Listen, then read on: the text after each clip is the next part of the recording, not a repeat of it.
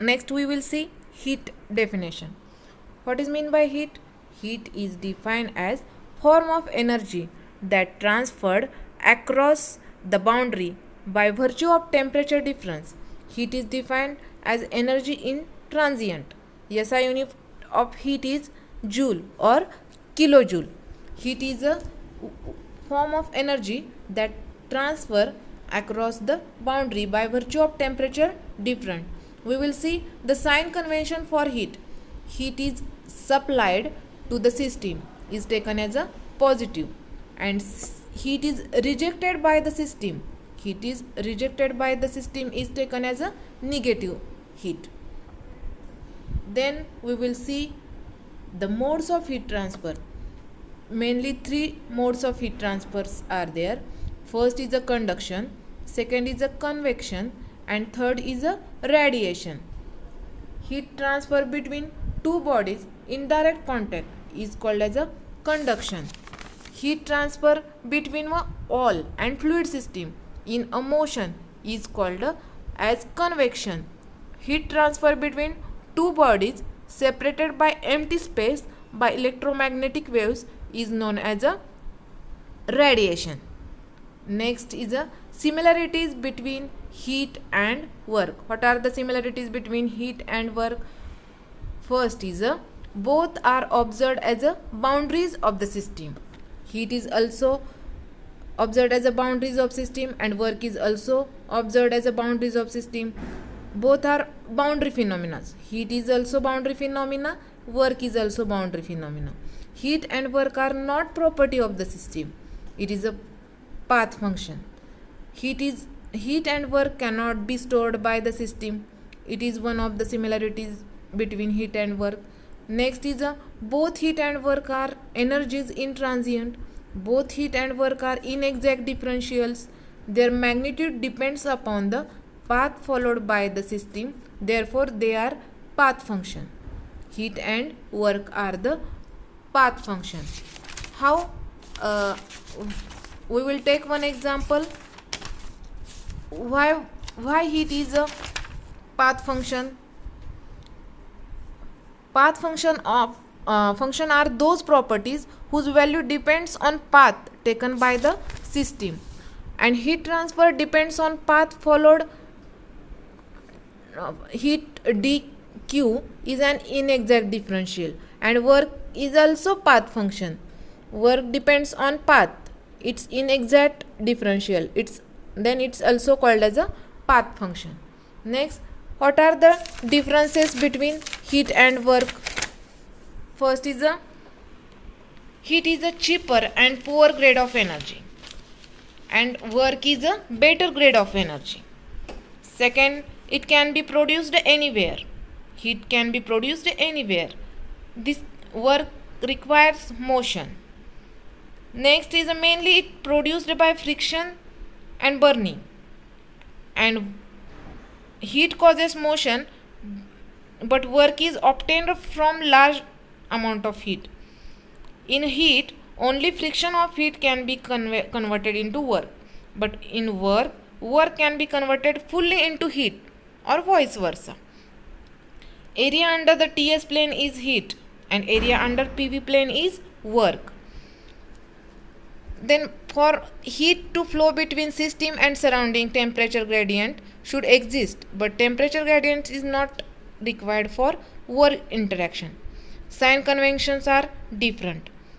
Qualitative differences: heat and work are not completely interchangeable form of energy, and work can be completely converted into heat, but complete conversion of heat into work is not possible. W is equal to Q, full conversion of work into heat. Q is greater than or equal to W. Full conversion of heat into work is not possible. Hence, work is said to be high grade energy and heat is said to be low grade energy. Complete conversion of low grade energy into high grade energy is impossible. Next, differences between temperature and heat. What is temperature? Temperature is a degree of hotness and coldness. And what is meant by heat is energy transient. Second is the temperature is a point function, heat is path function. Third difference is temperature is exact differential, heat is inexact differential. Temperature is property of system, heat is a property of the system. Heat is not a property of system. Unit of temperature is degree centigrade or Kelvin, and unit of heat is a joule or kilojoule. Next we will see laws of thermodynamic system. And what is the law of conservation? Energy can neither be created nor be destroyed, but one form of energy can be converted into another form. Thus total energy of universe remains constant. This is the law of conservation. For example, in steam power plant, chemical energy of coal is converted into heat energy of steam, which is converted into mechanical energy in the turbine, that is again converted into electric energy by generator. Next is the different statements of first law of thermodynamics. Different statements of first law of thermodynamics. For closed system, cyclic integral of work done is equal to cyclic integral of heat transfer is the first statement. Second, if the system is carried through a cycle, the summation of work delivered is proportional to summation of heat taken. Third statement, heat and work are mutually convertible. Heat and work are mutually convertible. Fourth is, no machine can produce energy without corresponding expenditure of energy. Fourth statement is no machine can produce energy without corresponding expenditure of energy.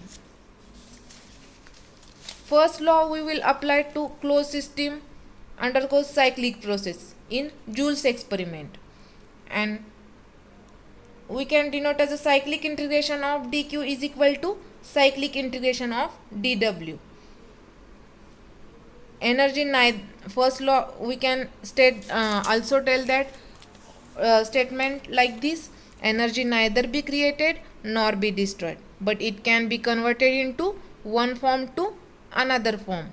Total energy in the universe remains constant, and it's also called as a law of conservation. Next is a perpetual motion machine of first kind. Perpetual motion machine of first kind, a cyclic device which delivers work without consuming heat supply, is known as perpetual motion machine 1.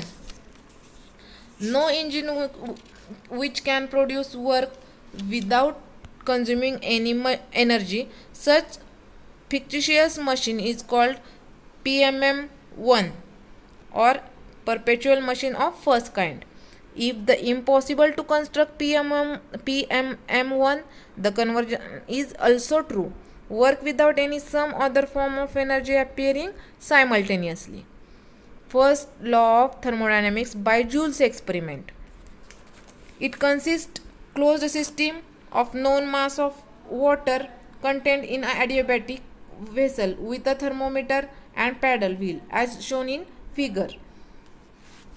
The temperature is measured before the work done and after the work done on it through a paddle wheel which rotates due to weight moving down. The rise of temperature of water is proportional to work done on it due to potential energy lost by weight. Let W12 is the work done on water. T1 is the initial temperature of water. T2 is the temperature of water after work done on it. T2 is greater than T1. Now assume that insulation is removed and heat transfer will take place from system to surrounding. The temperature will take place from system to surrounding, and temperature of water reaches to original temperature of T1. The amount of heat transferred is Q2 to surrounding. And what is the system complete the cycle. Then system is complete the cycle. Work input is converted into heat. W12 is a work input followed by heat amount of dissipated from system.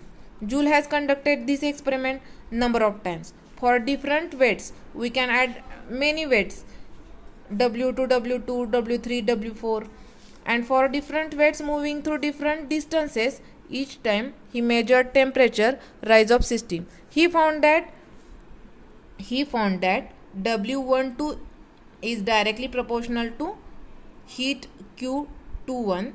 Proportionally constant is known as Joule's equivalent. Then summation of W cycle is equal to Z summation of Q cycle, or integration of dW is equal to integration of dQ. And this is our first law of statement. What is the first law of statement? Cyclic integral of work transfer is equal to cyclic integral of heat transfer. And then we will see first law of thermodynamics for closed system undergoing a change of system.